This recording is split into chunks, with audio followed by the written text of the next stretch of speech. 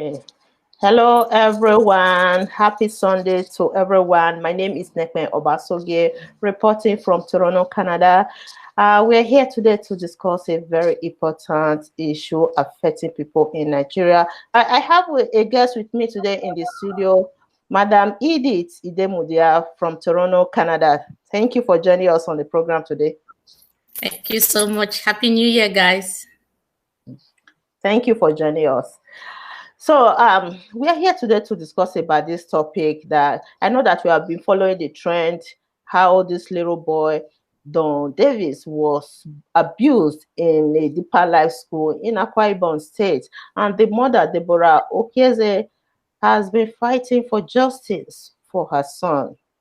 So according to what we have seen so far, because we have been following the trend, this woman, she always updates Nigerians about the situation of the case. A few weeks ago, the Commissioner of Education in Akwa Ibom State invited her to their office, but what happened was a little bit abhorrent to me and to many Nigerians. Commissioner of Education, we got a call, myself and my husband, that they want to have one-on-one talks. Okay, you heard what she said, what happened when they invited her, the Commissioner of Education. And they said the child was sick before she brought the child to the school, and they admitted a sick boy. What the heck is going on in Nigeria? What the heck is going on in 21st century? In a digital world like this, these people they think they can manipulate the story of Don Davis. Go ahead, Sister Edith. I'm trying to wake up. I'm trying to find words. Anything I hear about Nigeria just make me want to, in fact, tear my skin out of my bones. It's like a jungle. For real? It's like a jungle. That country. I can't find words. You see me, I'm dazed. I'm sitting here. The first day I saw it on Facebook, I was like, maybe this is a show. Maybe it's not real because this is not happening. It ain't happening. This is not happening. You do this to a child of somebody's child, 11-year-old, for the love of God. They said they have a reputation to hold. Why don't you say the truth? Why? Which means they have been abusing children in the school. This is not, Yes. They cannot tell us, Nigerians, that this is the first time that they have abused a child in that school. You know, some families, they don't just want to disclose the identity of their children, or they don't want to speak out. You understand? That is why this woman, Mrs. Deborah, I so much have respect for her. For her bravery. She's so brave. You know, they tried to suppress her so many times. There was a time when they took her telephone away from her. The Commissioner of Education invited her and they seized her telephone. She later retrieved the telephone back from there because they were accusing her for reporting this news on social media.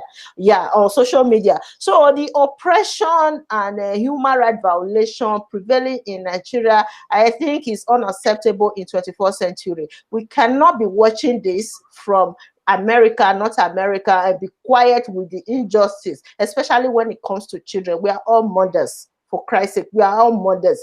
Exactly. You understand? So we can't be quiet, and we have a message because schools in Nigeria are not well regulated. No, and they want to shut you up. Yes. Go ahead. We want to praise her bravery. Mrs. Okeze, I love you. I love you for not, for not being pushed to the wall. I love you for speaking up. I love you for coming out.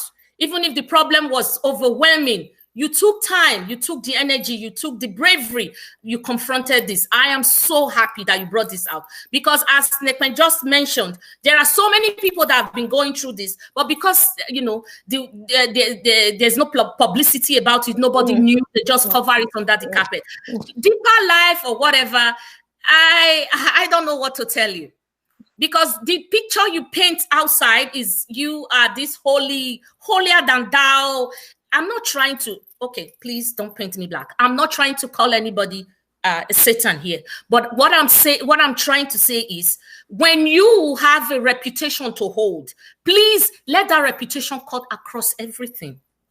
Let your reputation go across everything. Don't maltreat other people's children. You said you have a boarding house, which you can take care of other people's children. And now you are maltreating 11-year-old child, a child. I have seen adults bedwetting, and the heavens didn't fall. I'm telling you, the heavens did not fall. So when they are saying he was bedwetting, and that's the reason they shipped him off to the seniors dormitory to get maltreatment, they tortured him. They tortured that boy. Another senior was poking hands into his anus. I don't know what they did to him. It makes me cry. I lose my sleep over this little boy because I have an 11-year-old child. And even if every mother, every female, every human being on earth, when you see a child, a minor being abused and you don't speak up, then what do you call yourself? How do you fight for children? This is unacceptable. Going on the 21st century in our lives, we will not accept this. We will take all measures to help her fight this. We will not accept this. I was just telling Nepa, I said, this should even go to international court. We want to hear this case. This case will linger on until they tell us what they did to that child. We can't be quiet. We can never be quiet over this case. The doctor went to the hospital without the parents' consent. Yes. Who let the doctor in to take that child a blood sample? Blood sample. Who did? Everyone is accountable for this child. The nurses, the doctors, everyone that is in this mess is accountable. Who allowed, because that doctor was not the direct caregiver. He was not the primary caregiver of the child. What was he doing in that environment? Why did they allow him inject or take blood sample from that child? Who allowed that doctor come in? So these are cases these are built up cases for them to answer. They have to give everyone this answer. They have to give the mother answer. And what I'm just hearing now is they took the blood sample and now the child's or whatever is HIV positive, which I haven't confirmed. But when the child came to school, Nekme, I'm asking, what medication came with the child? Because the CEO, what do you call them? CEO, head of Deeper Life said the child had malaria. So malaria and HIV, they are not the same. The medications you use for both are not the same. The other one is retroviral and the other one is anti-malaria medications. So which medications did the mom bring with the child? Because I know that every mother, anyone with sensible heart, with sensible mind will not ship off a sick child to a school. Nobody can do this to my child. I will not keep quiet. I will not. And we will stand up for this woman. We are going to speak up for her. She will keep speaking until the truth is out. That doctor that went there to take the blood sample is going to be in deep shit.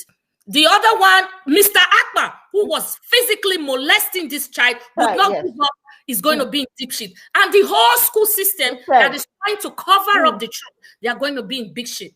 I don't know the way the governor is handling it, but at least the first lady as a mother should have come up and to handle this case the way we want it, the way that is right. But I'm not seeing anything like that. This woman is just on her own. And they are fighting her from every corner because she's speaking up the truth. And I praise her bravery. That is why I'm telling her, the other day I wrote to her, please do not give up. We are with you. This matter will not die until the truth is out. And I pray that child does not have any sickness. I pray. Because there was a before picture and after picture. The child went off to that school. That child was healthy. Like I said, and we always continue to say, you cannot, as a mother, ship off a sick child elsewhere. The best person to take care of that sick child is you. So if this child was at the state of what they are speaking of, they would not even accept the child. How can you bring an HIV positive child to school and you say, go to somebody else and stay there? I don't think any mother would do that. Malaria is common in Nigeria. So if the child had malaria and the mother brought malaria drugs with him, how come the child is recovering now? Since the mother picked the child up from school, the child is recovering again. So the normal. They would not feed this child for 2 weeks. And he asked the baby, what have you been eating? Said he will go to the store and buy Coke and biscuits. Coke and cookie. Yeah, we call it cookie here, but we call it biscuit at home.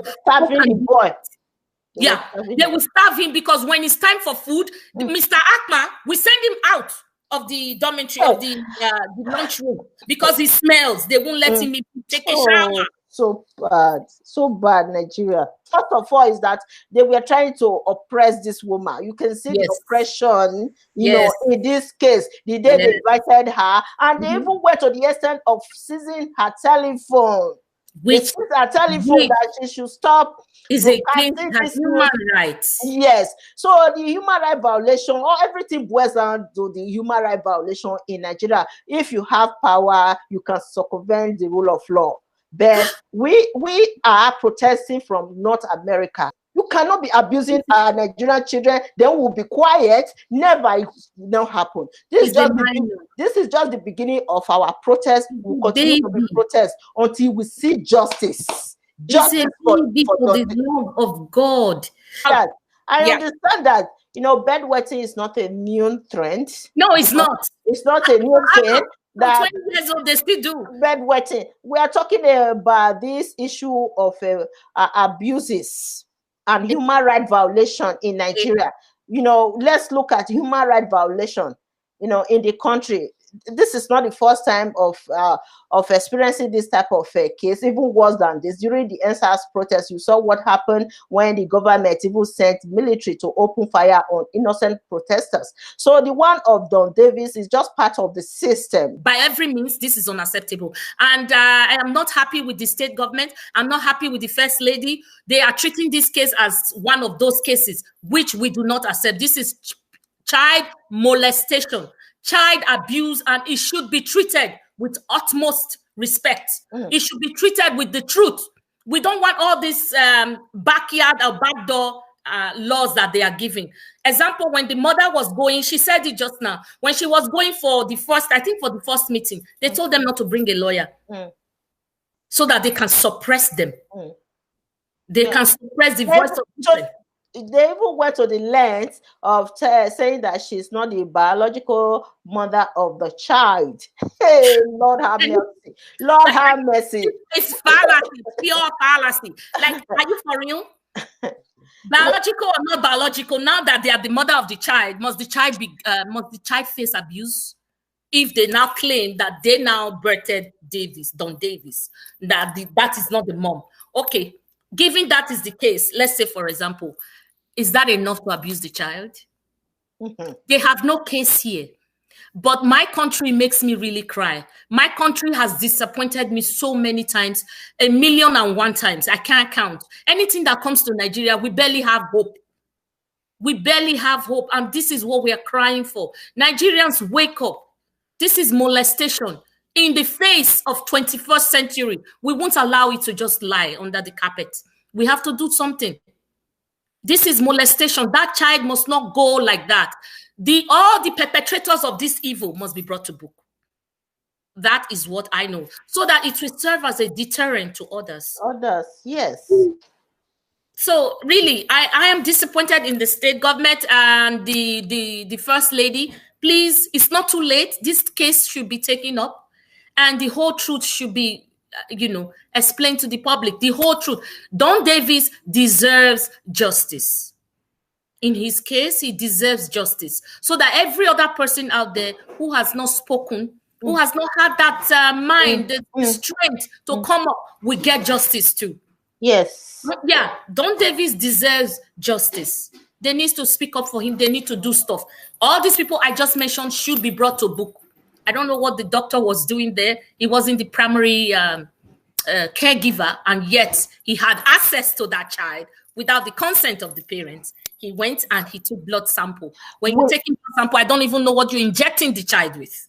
Yeah, this case, those of us in diaspora, specifically in North America, we're going to be treating this case seriously. So we are expecting the state government to intervene, not the investigation that was set up. That investigation was to oppress this woman, to suppress her voice. To suppress her voice. So it is time for the state government to intervene as soon as possible so that justice will be done for you know what they told her during the meeting? The people from the state governor's office, madam, we have to finish this case now. We have to finish because we need to give feedback to our to the state governor. We have to finish. Like, what are you rushing? This is not a rush case. Things have happened. This is not a case that you can rush. Why did the doctor go there? Why did he take his blood sample? Why did Mr. Akma allow a student to molest him sexually? And Mr. Akma almost beat this child to death. Even somebody had to come in and say, Mr. Akma, you want to kill him? He said, if he like, he dies. What? And according to what the woman said, the day she picked up the child from school, they were begging her that they would pay for any medical bill. They would pay, that she should just please bear with them. And they were begging her. But after this woman came on social media, her views, her grievances about the maltreatment of her son, then they changed their mind. Now they are telling us that the mother, that Miss Deborah is not even the biological mother of Don Davis again. So who brought the child? That she brought a HIV positive child to the school. Really? They admitted.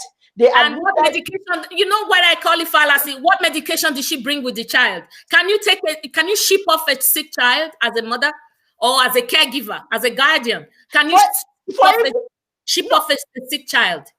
In a country guided by the rule of law. Nigeria. In a country guided by the rule of law. So you will stand in front of a judge and tell him that a sick child, you admitted a sick child to your school. Yes. Yeah, to come and infect other children, right? In a democratic society, a country guided by the rule of law, then you are telling us right now, you see how they are contradicting themselves? You are telling us that you admitted a sick child, that the mother even brought medications with her, and you admitted the one doing this. You should be in trouble since then for even saying that. You should be in trouble. How can you defend yourself for admitting a sick child to the school? Here in Canada, if your child is running temperature, a little bit of temperature, they will tell you. Pick up your baby at the daycare. I'm like, what do you want me to do? I'm at work. Oh no, you pick up your child. Your child is throwing up. Your child has fever. Coughing. Common coughing. Are you for real? Common coughing. If a child is coughing in the school here, the child coughs like once, twice, third time, they will say, what's going on? You are coughing too much. The next thing they will call you as a parent. So come and pick up your child. The child is coughing more than 1 or 2 times. So you have to come and pick up the child away from the school here in Canada. Let alone a sick child who is very feeble. A mother brought a child, sick, feeble child like that with medications to you in the school, and you admitted the child. Yes, and that's the only case. And you admitted the child. With all the bogboe, you admitted the child. Are you for real? In Nigeria, because it's a backward place, they think they can get away with it because they've been getting away with it. I'm telling you, Nekpe, this is the reason they keep doing the same thing. They've been getting away with all this evil. They are even contradicting themselves. They don't even know that we are in the 21st century, that things have changed. We are not. Just like Buhari doesn't understand anything. They don't understand anything. I'm trying to find something to say, because really inside me, I'm burning. I am burning for this child. I need justice for Don Davis. Anyhow, it has to come, because you see, you are contradicting yourself, saying all this stuff that the child was sick, the child was this, the child was that. Your CEO, which is the head of church, whatever, said the child has malaria. Malaria and HIV is not the same. Malaria and all those kind of sickness you mentioned is not the same. And I don't think any child will be sick and the mom will let that child go. That is not the first thing. You take care of your children first. Justice must be done. This is just the beginning. He wasn't sick before he left home. If he was ill, the mom would not take him there. Justice must be done for Don Davis. I was told that the fake doctor or whatever who went to take the blood sample from Don Davis is in the custody. Custody, not so rich. They will release him. Custody in the public, then they release him in secret. And the next thing the doctor is having is cool life somewhere. No, that's not what we want. If he's in custody, every other person involved in this case has to be brought to book. So human rights will be involved, because this is a human rights case. this is we can't take this. This is a minor. This is not happening in Nigeria. We can't take this in the 21st century. We can't. This is 2021. If Nigeria has refused to grow, if Nigeria has refused to learn that the time is different now, then they should just pack up as a country if they can't function. Pack up and let's know that there's no Nigeria. If you cannot respect human rights, if you don't know what abuse means, if you don't know you cannot recognize the voices of dissent, pack up. Don't shove us to the wall. No, pack up. We have to live a real life here. It's been too long. We don't do mumu. Our mumu not they do. We are getting up to this. Okay. So people just calm down. Yes. We will reach this woman and we will speak to her. Yeah. This case will be taken. We hope that Don Davis is getting better. The last picture I saw of him was good. He was discharged from the hospital. Yeah, he's getting better now. He's getting better. He's getting better. The last video when the mom interviewed him by herself. Okay, she interviewed Don Davis. I think you watched the video when Don Davis was discussing about the python. It's just very emotional for me. Sometimes the python. If I don't, then I won't know the latest. I'm following. It's just so emotional. Okay. Yeah. You know what will happen? What will happen in the next show? Maybe tomorrow or on Tuesday. I'm going to do a summary of everything. A summary. I will call the important part when the mother finally interviewed Don Davis again. Second time, because the first time, the day she brought Don Davis from the school, she interviewed him. So the second interview was conducted a few days ago by the mother, and you can see that Don Davis is recovering now, smiling. Yes. So Don Davis was discussing about the story of the python. Have you watched it? That's to show you how innocent that child is. Okay, that child is completely innocent of all these problems. He shouldn't be put into this difficult world. You know what? I'm telling you, the mother said, "What else do you have to tell the person?" And he said, "Oh, we saw a python." And he made my day that day. I'm like, okay, thank God. At least he made me laugh. It was so lovely. The mother said, "Tell Nigerians." Kind of innocence. Tell Nigerians your experience in the Life School. Do you have any other thing to say? Say yes. Yes. We was just starting to say yes. Where is that? He said the story of the python came in, and python was killed, and the python did, oh my God, it was so lovely. That's to show you the extent of his innocence. That boy is just innocent. Into this difficult and also it shows that the mother did not brainwash the child before the interview. Of course, no. The pictures tell you when Don Davis was in the hospital. Didn't you see how his bones were all shooting up? His clavicle bone was all shooting up. He was not well fed. He was unkempt. You could see. I can't wait to play that session of the story of the python. He made me laugh. The mom said, "It's all you have to tell Nigerians today." He's so innocent. He doesn't have anything hidden up on his sleeves. He doesn't have any. Doesn't have anything in his sleeves. That's why that's the only thing that can come up from his head at that time. And that's the level. A judge will tell you. I don't have to be a judge to say it. Yes. You could tell that child is completely innocent of all this. He wasn't brainwashed. Yes. He wasn't prepared to come and say something. That's just him. So him being in the middle of all this crossfire is a problem to me. Yeah, it's a problem to me. He's too young. But at any age, you shouldn't molest anybody. But he's too young. He's too young to go through all this. And I just pray that, as I said before, that boy is okay because his health is our priority, our utmost priority. Recovering now. He's recovering. Yeah. Oh, I will love him so much. Love him so much.